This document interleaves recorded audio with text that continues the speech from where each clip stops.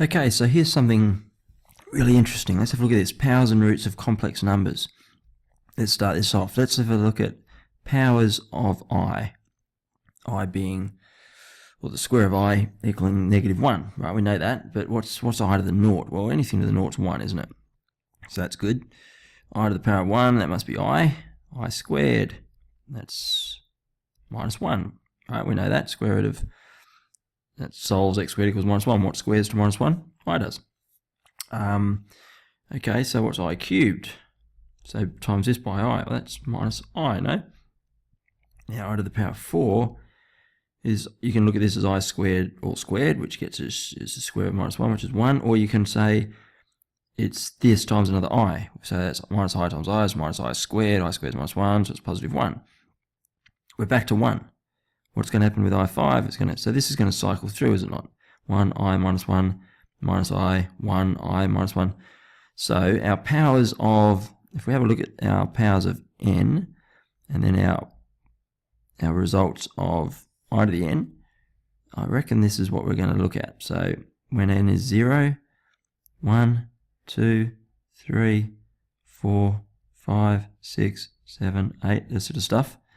All right, what's happening to our values here? So if I just divide all these up, n to the naught, right, so we get 1I -1 -I 1 I -1 -I 1. It goes like this.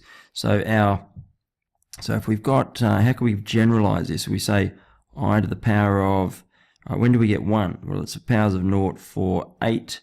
So is that 4n? I to the power of 4n is equal to 1. This is for n is equal to 0, 1, 2, 3, onwards. I to the, so what about, where are the i's? 1, 5, 9. How do we get 1, 5, 9? 4n plus 1, do we not?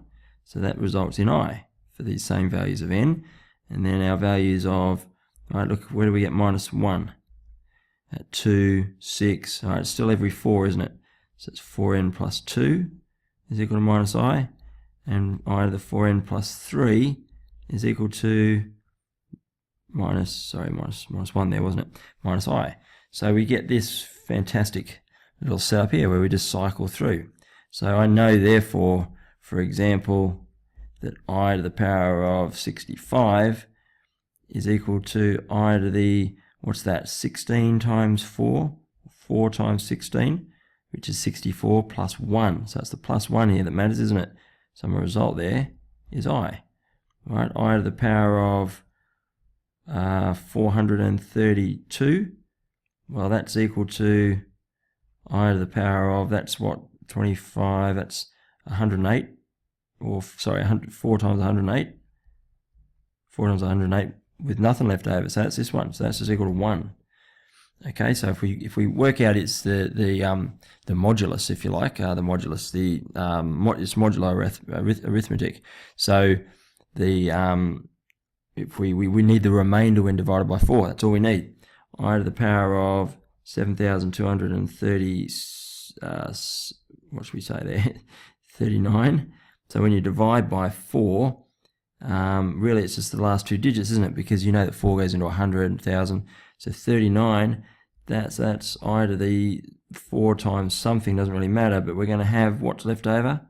3, because the 36 would be the last one, 37, 38, 39. 3 is the remainder, so that's going to be equal to -I. Look at that. I reckon that's a nice little result. Let's have a look at a power. Let's have a little look at what happens when you right, let's say that z is equal to 1 minus 2i. If z is equal to that, I don't know why I put brackets around that. That was an odd decision. If z is equal to that, find z cubed, for instance, right? Z cubed. So we want 1 minus 2i cubed, and we're going to use our knowledge of the binomial theorem here. So we're going to go, all right, that's 1 plus 3 lots of 1 times minus 2i. That's going to go up by power of 1 now, isn't it? 3 by 1 squared by 2, or minus 2i squared plus 1 by minus 2i cubed. Right, so that's going to get us 1 minus 6i. This becomes minus 4i squared, so that's plus 4, so that's plus 12. And this becomes minus 8i cubed. So this is minus 8i cubed. Now I cubed is this one here, is it not? So that's minus I cubed minus I. So this is minus I. So we end up with minus 8 times minus I, so that's plus 8i. Put these down, and so we end up with minus 1 plus 12. I reckon I might have got my sign wrong there. So as we square minus 2i, we get, what do we get? We get square minus 2i is 4i squared, and I squared is minus 1, so that's minus 4. So it's 3 times minus 4, so it's minus 12 here. So 1 minus 12 is minus 11. Minus 6i plus 8i is plus 2i. So we get that sort of situation when we do. All right, so we can raise to powers here, use the binomial theorem and our knowledge now of powers of I to get us through that. Okay, one more example here, and it's to evaluate. All right, how are we going to do this? Evaluate the square root of something. So let's have a look at 8 minus 6i. So this is a square root of a complex number. So how can we evaluate that? What is the complex number that squares to get 8 minus 6i? Because isn't that what you do when you take square root? I want the number that squares to get me that. So 7 squared is equal to 49. So I want to know what squares to 8 minus 6i. So that's pretty confusing, isn't it? So what should we do here? Well, let's start out by letting, all right, so let's say let z equal the square root of 8 minus 6i, and then we'll go and try and evaluate z. So therefore z squared is equal to 8 minus 6i. That's all good. Now let's find z. Now in order to find z, we want its real and imaginary components. So let's write z as a plus bi. And then what we can do is we can equate the real parts and the imaginary parts of this equation. So this becomes a squared plus 2abi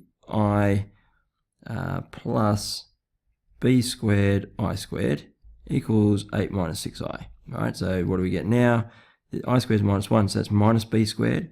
So it's a squared minus b squared plus 2abi equals 8 minus 6i. Now if we equate the real part to the real part, we can say that therefore a squared minus b squared is equal to 8. And we can also say that 2ab is equal to minus 6, or ab is equal to minus 3, or in fact that a is equal to minus 3 over b. Minus 3 over b. Now that's now we can put that value of a back in over here. So if we do that, we get minus 3 over b all squared minus b squared equals 8. And then we end up with 9 over b squared minus b squared equals 8. And we multiply through by b squared, we get 9 minus b to the power of 4 equals 8b squared. Just racing through this now, aren't we? B to the power of 4 plus 8b squared minus 9 equals 0. Remember I told you needed to be a jet at quadratics. Here's your chance to prove yourself. This is a b squared by b squared, isn't it? B squared by b squared. Multiplies to minus 9, adds to 8, so that would be minus or plus 9, would it? And minus 1. Just check that, b to the 4 minus b squared plus 9b squared. That's looking good. So therefore b squared is equal to minus 9, or b squared is equal to 1. Now remember b, what is b? B's here. A, there. That's where we introduced it. B is a real number. So b can't be here, right, within this complex. We're now ruling this out because b's got to be real. So therefore b is equal to plus or minus 1. Okay, so therefore, when b is equal to 1, a is equal to, up here, remember, minus 3 over 1 minus 3. And when b is equal to minus 1, a is equal to positive 3. So therefore the two the two complex numbers that square to 8 minus 6i will be a plus bi, so minus 3 plus I, and or we could have 3 minus I.